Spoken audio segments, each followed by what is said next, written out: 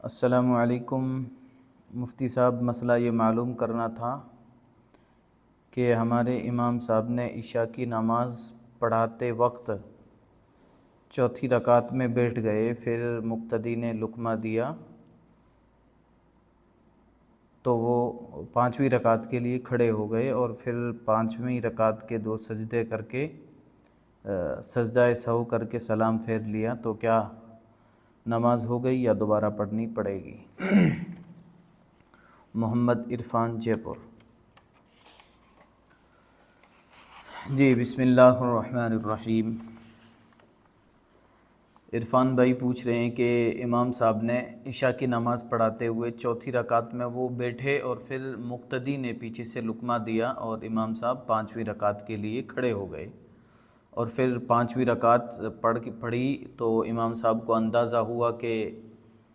5 رکعت ہو چکی ہے، اس لیے امام صاحب نے سجدہ سہو کیا، تو کیا اس سے نماز ہوگی یا نہیں ہوگی؟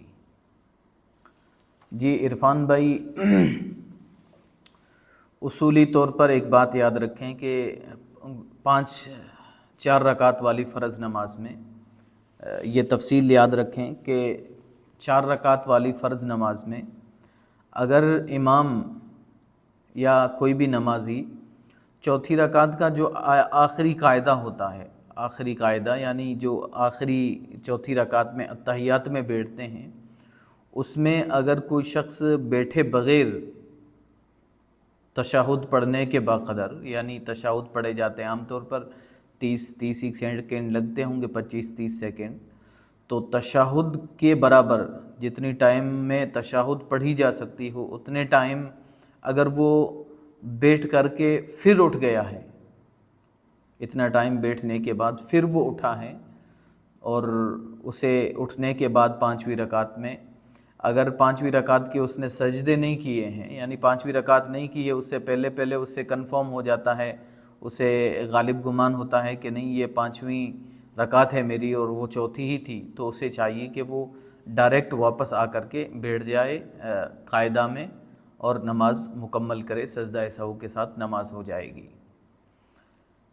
لیکن وہ اگر پانچویں رکعت بھی اس میں ملا دیتا ہے، یعنی تشہد کے بقدر چوتھی رکعت میں بیٹھا اور اس کے بعد پانچویں رکعت کے لیے اٹھا اور پانچویں رکعت کے اس نے سجدے بھی کر لیے، تو اب وہ پانچویں رکعت پر سجدہ سہو کرے یا نہ کرے، اس کی فرض نماز ادا ہو جائے گی، کیونکہ آخری قاعدہ جو فرض ہے فرض نماز کے اندر جو آخری فرض ہے وہ آخری قاعدہ ہے، اور آخری قاعدہ یعنی آخری چوتھی رکعت میں تشہد کے بقدر بیٹھنا، تو وہ بیٹھ چکا ہے، اس وجہ سے اس کی نماز ہو جائے گی۔ اب اس کو کرنا یہ چاہیے کہ پانچویں کے ساتھ ایک اور رکعت ملا دے، 6 رکعت کر لے تاکہ 4 فرض کے ہو جائے، اور آخری جو قاعدہ اس نے کیا تھا چوتھی رکعت میں وہاں پر اس کے 4 فرض کمپلیٹ ہو چکے ہیں، اور آگے 5 کے ساتھ ایک اور رکعت ملا لے تاکہ 6 رکعت وہ 2 ایکسٹرا جو ہوگی وہ نفل نماز شمار ہو جائے گی۔ لیکن اگر کوئی شخص تشہد کے بقدر چوتھی رکعت میں نہیں بیٹھا ہے، جیسے آپ کی جو صورت آپ نے بتائی ہے کہ وہ تھوڑی دیر اللہ اکبر کہہ کر کے چوتھی رکعت میں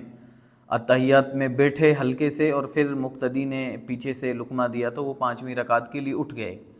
تو اس سے اندازہ ہوتا ہے کہ وہ تشہد پڑھنے کے بقدر اتحیات میں آخری قاعدے میں نہیں بیٹھے ہیں، تھوڑے سے بیٹھے ہیں، اللہ اکبر کہہ کر کے تھوڑے سے 4-5 سیکنڈ بیٹھے ہوں گے اور پھر مقتدی نے پیچھے سے لقمہ دیا اور وہ کھڑے ہو گئے، تو اب اس کو چاہیے کہ وہ پانچویں رکعت سے پہلے واپس لوٹ آئے چوتھی رکعت میں اور اپنی نماز مکمل کر لے۔ لیکن اگر وہ پانچویں رکعت بھی ملا لیتا ہے یا پانچویں رکعت کے سجدے کر لیتا ہے تو اب اس کو چاہیے کہ یا چھٹی رکعت بھی ملا دے تاکہ یہ 6 رکعتیں پھر اس کے لیے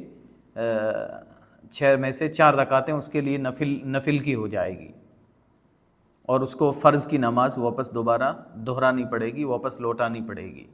لیکن جو صورت آپ بتا رہے ہیں کہ پانچویں رکعت کے لیے کھڑے بھی ہو گئے، پانچویں رکعت کے سجدے بھی کر لیے، اور اب وہ سجدہ سہو سے اگر نماز کو صحیح کرنا چاہے تو نماز پھر صحیح نہیں ہوگی، نماز کو لوٹانا ضروری ہے۔